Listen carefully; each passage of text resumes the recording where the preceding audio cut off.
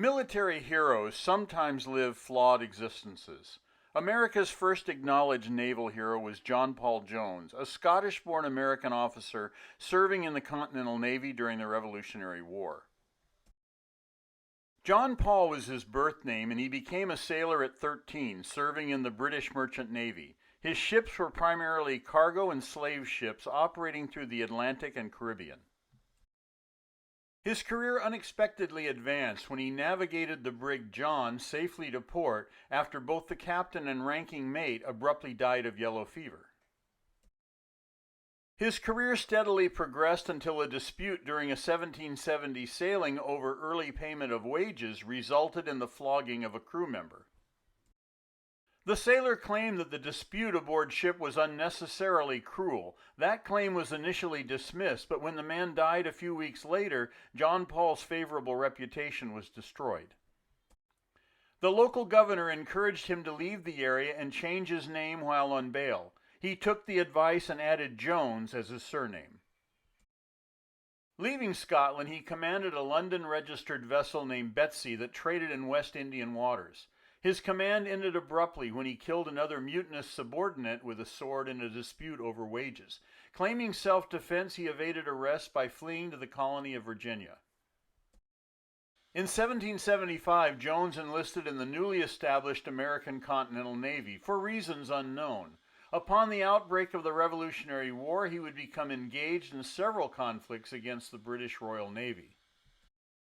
His crowning and most memorable achievement occurred on September 23, 1779, commanding the 42-gun Bonhomme Richard, a reconstructed merchant ship given to the American independence cause by the French.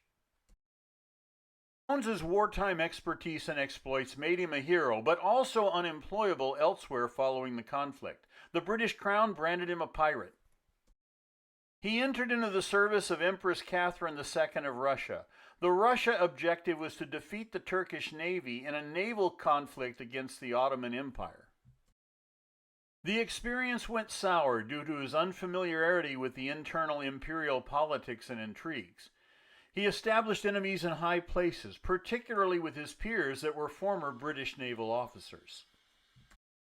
He was implicated in a sexual scandal with a 10-year-old girl. He admitted to having paid for sex, but rationalized that the girl's age was actually 13.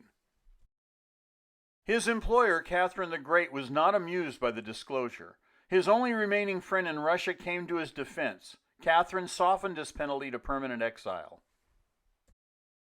His disgrace relocated him to Paris, where he was appointed U.S. consul to negotiate with the leader of Algeria over the release of American captives. Before he was able to perform his functions, he was found dead lying face down in his bed inside his Paris apartment.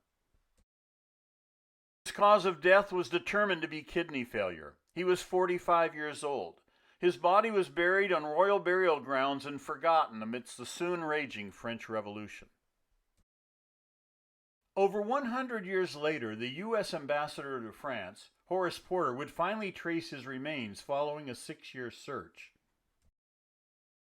In 1905, his body would be transferred to the United States aboard the USS Brooklyn, escorted by 3 other cruisers. Upon reaching the American coast, 7 battleships escorted the procession. President Theodore Roosevelt eulogized the forgotten hero's coffin in a speech inside Bancroft Hall at the U.S. Naval Academy. On January 26, 1913, his remains were interred in an elaborate bronze and marble sarcophagus designed by Sylvain Saliers and placed permanently in the basement level of the Naval Academy Chapel, where it remains today.